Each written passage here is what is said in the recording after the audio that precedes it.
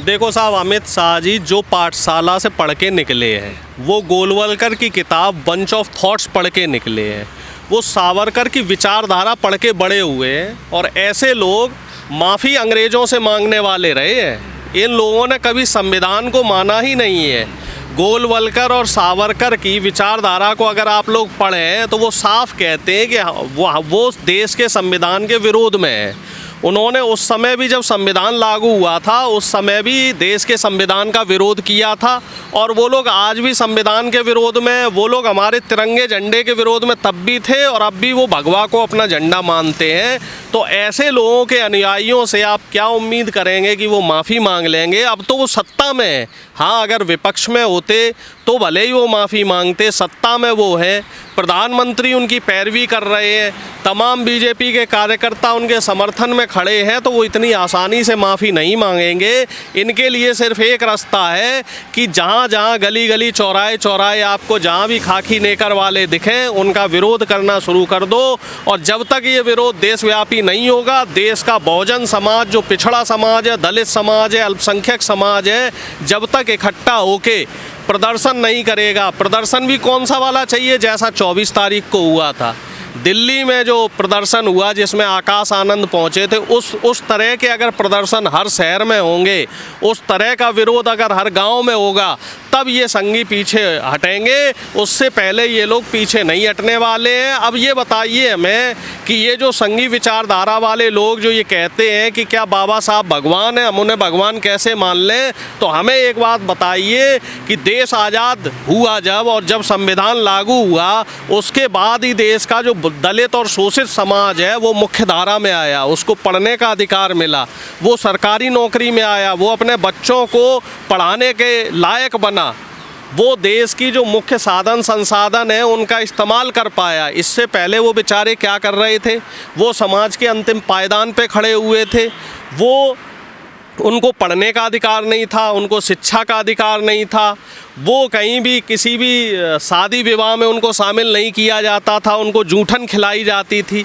तो हम लोग किसे भगवान मानेंगे? जो देश का वंचित समाज है, शोषित समाज है, किसान वर्ग है, मजदूर वर्ग है, वो तो बाबा साहब को ही भगवान मानेगा। और बाबा साहब तो, हम तो ये कहते हैं, आज़ाद देश में भगवान से भी बड़ा स्थान है उनका। तो पूरा जो बहुजन समाज है, जिसकी जनसंख्या हमारे देश में 85% से ज़्यादा है, उसके लिए बाबा साहब ही भगवान है। और बाबा साहब का जो अपमान किया गया है, इस अपमान का बदला जो इस देश का बहुजन समाज है वो ज़रूर लेके रहेगा। स्वर्ग जाना नहीं चाहते आप, जो अमित शाह भेजना चाहते हैं? देखो साहब, स्वर्ग और नरक सब यही है।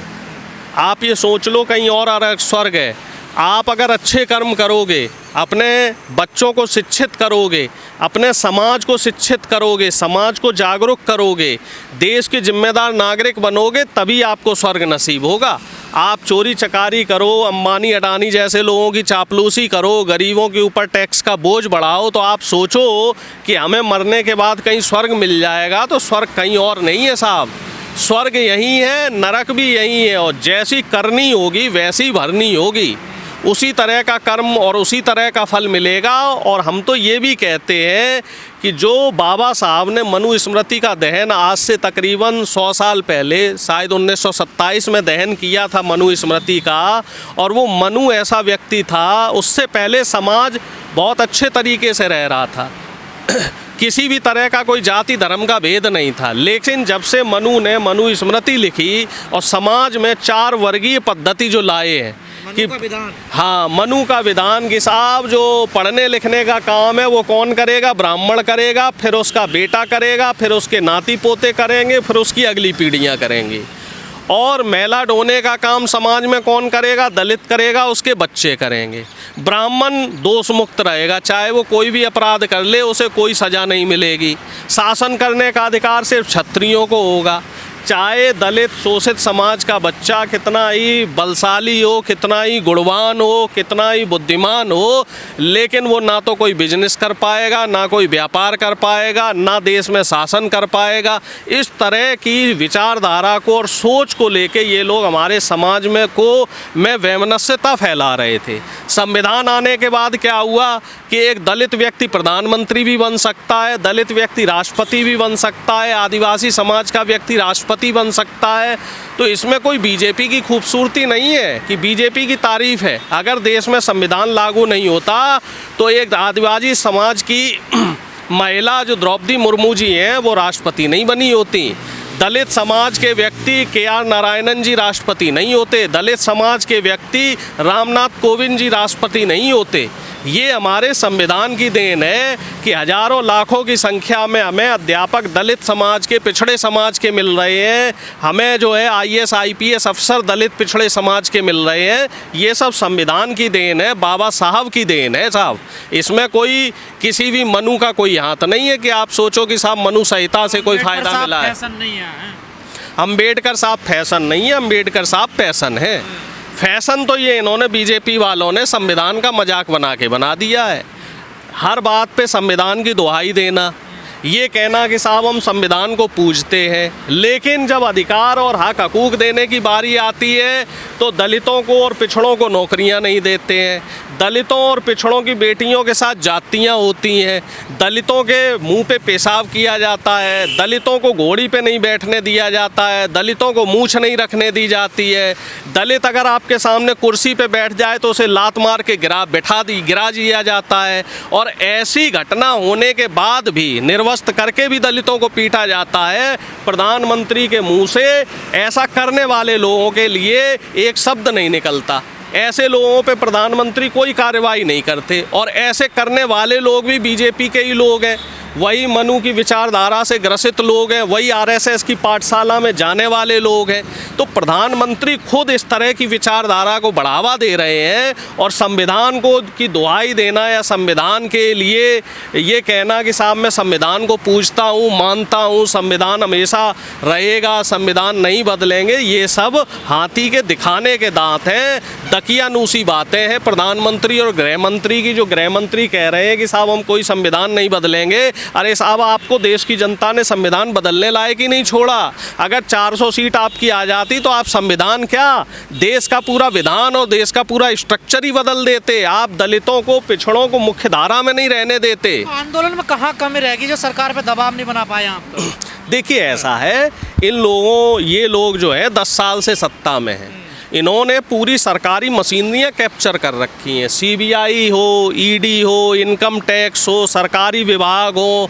आप ये देख लो प्रधानमंत्री का जो PMO ऑफिस है, इसमें 90% से ज़्यादा जो IAS ऑफिसर हैं, जो सचिव हैं, वो इन्हीं के लोग हैं। तो इस बीमारी का इलाज इतनी आसानी से नहीं हो पाएगा। ये बीमारी बहुत बड़ी है जो 10 वाले मुद्दे पर क्यों नहीं दबाव बना पाए, क्यों नहीं माफिया इस्तीफा? नहीं, दबाव तो पूरा बन रहा है, लेकिन दिक्कत कहाँ पे आ रही है? दिक्कत ये आ रही है कि मीडिया, जो मेन स्ट्रीम मीडिया है, वो लोग इसकी निगेटिविटी कर रहे हैं, निगेटिव प्रचार कर रहे हैं। ये कह रहे हैं कि अमित शाह की क्लिप को काट छाट के चलाया जा रहा है, जबकि हकीकत ये है कि अमित शाह जी ने बाबा साहब का अपमान किया है। और पूरा जो विपक्ष है वो इस मामले में एकजुट है। और यही वजह रही कि जब अमित शाह जी ने बाबा साहब का अपमान किया था, उसके बाद से इन्होंने संसद नहीं चलने दी। और जब दोबारा संसद चलेगी तो हमें पूरी उम्मीद है कि इसको लेके दोबारा आंदोलन होगा, दोबारा प्रचार प्रसार होगा। और अभी सुनने में ये आ रहा है कि जो विपक्षी गठबंधन है वो इसको लेके 26 जनवरी से विरोध प्रदर्शन शुरू करेगा। और ये विरोध प्रदर्शन पूरा राष्ट्रव्यापी होगा, हर ज़िले में होंगे और हर प्रदेश में होंगे। अब देखने वाली बात ये है कि इस समय सरकार जो सरकार ने इस तरह के ये षड्यंत्र रचे हुए हैं, विपक्ष के सामने जो फ्रेमिंग कर रखी है झूठ की, प्रपंच की, तो उन षड्यंत्रों से हम कैसे एकजुट होकर इस षड्यंत्रों से बाहर निकलें। इस मुद्दे में देखा गया केजरीवाल कह रहे हैं मैं बाबा साहब का भक्त, वो तो खुद उन्होंने अपने मंत्री का इस्तीफा ले लिया बाबा साहब की बात। देखो जी, ये भी तो विपक्ष का दिखावा, बीजेपी ठीक कह रही है। फिर देखिए केजरीवाल जी कहीं ना कहीं कुछ मुद्दों में खुलकर उतना विरोध नहीं कर पाते। अब जैसे उनके वो नवरत्न वाला जो फोटो आया था, 9 जो उनके मेन खास आदमी है, तो उसमें कोई भी दलित, आदिवासी, पिछड़ा और माइनॉरिटी का व्यक्ति नहीं है। और जब राज्यसभा भेजने का नंबर आ जाता है तो केजरीवाल जी सिर्फ सवर्ण समाज के लोगों को राज्यसभा भेजते हैं। हाँ, विधानसभा में लड़वाने के लिए वो ज़रूर सबको बोल देते हैं लड़ लो, जो काबिल हो वो जीते। और रही बात राजेंद्र पाल गौतम जी की, तो उनका केजरीवाल जी को खुल के समर्थन कर देना चाहिए था। सिर्फ एक तरफ भगत सिंह और दूसरी तरफ बाबा साहब का फोटो लगा देने से जनता आपको वोट नहीं देगी। आपको उन चीज़ों पे धरातल पे लाना पड़ेगा। नहीं, अगर आप बाबा साहब के भक्त हैं तो राजेंद्र पाल गौतम जी का आपने इस्तीफा क्यों लिया? राजेंद्र पाल गौतम जी को पार्टी क्यों छोड़नी पड़ी?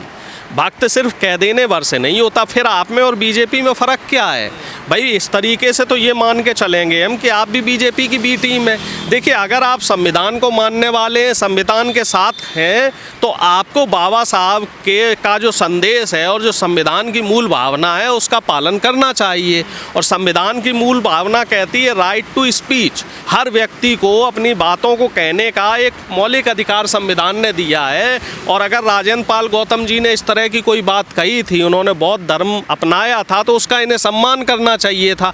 अगर आप उनसे इस्तीफा ले रहे हैं, इसका मतलब आपके अंदर भी कहीं ना कहीं एक मनुवाद जन्म ले रहा है, या आप भी मनुवाद को पाल पोस रहे हैं। और बीजेपी से जनता का मोह चूंकि भंग हो रहा है तो इसलिए थोड़ा ड्रामा कर रहे हैं। अमित शाह के मुंह से निकल गई फिसल की जबान या उनकी दिली बात थी? नहीं साहब, एक चीज़ समझ लो, अमित शाह जी गृह मंत्री है, खेले खिलाड़ी है, मुंह से ऐसे नहीं निकलता कुछ भी। ये तो बिल्कुल एक संदेश देने वाली बात है। जो अंदर नफरत बाहर निकली है? नहीं निकली नहीं, ये तो जानबूझ के इस तरह का एक मैसेज संसद के द्वारा दिया गया है कि जो इनका वोटर कहीं ना कहीं कमज़ोर हो रहा था, तो दिल्ली चुनाव में उस वोटर को एग्रेसिव करने के लिए और पूरे देश भर में ऐसे जो सांप्रदायिक लोग हैं उनको एकजुट करने के लिए अमित शाह ने इस तरह का संदेश दिया।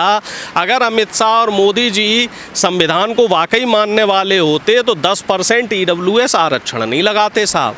क्योंकि बाबा साहब ने जब आरक्षण की व्यवस्था देश में लागू करी थी तब साफ लिख दिया था कि आरक्षण कोई गरीबी उन्मूलन प्रोग्राम नहीं है कि हम गरीबी से बाहर निकाल रहे हैं। उसके लिए तो सरकार की और तमाम योजनाएं। आरक्षण सिर्फ उस जाति को दिया जाता है जिसका सामाजिक उत्थान नहीं हुआ है और जो समाज में दबा हुआ व्यक्ति है, उसके लिए आरक्षण की व्यवस्था लगाई गई है। और जो व्यक्ति समाज में मान लीजिए बराबरी पे आ गया है तो उसको रिव्यू कर लीजिए, लेकिन अभी भी देखो कि दलित समाज के करोड़ों व्यक्ति ऐसे हैं, पिछड़े समाज के करोड़ों व्यक्ति ऐसे हैं जिनको सरकार द्वारा अभी तक आरक्षण का जो सही लाभ है वो पहुंचाया ही नहीं जा रहा है। जबकि EWS की आप रैंकिंग देख लो, कहीं भी कट ऑफ आती है EWS की कट ऑफ आपकी नीचे जाएगी, SC ST की कट ऑफ ऊपर चली जाती है। तो जाहिर सी बात है कि आप SC ST यानी कि दलित, आदिवासी और पिछड़ों को सरकार की जो सुविधाएँ हैं, जो नौकरी की सुविधा हो या तमाम पढ़ाई लिखाई में या वजीफे में, स्कॉलरशिप में, तो वो फ़ायदा नहीं देना चाहते हैं। तो इसका मतलब ये हो गया कि आप धीरे धीरे मनुवाद को ही बढ़ा रहे हैं, मनुवाद को ही पाल पोस रहे हैं। और ये भी एक तरीके से देखा जाए ये समाज को नेगेटिव डायरेक्शन में लेके जा रहा है।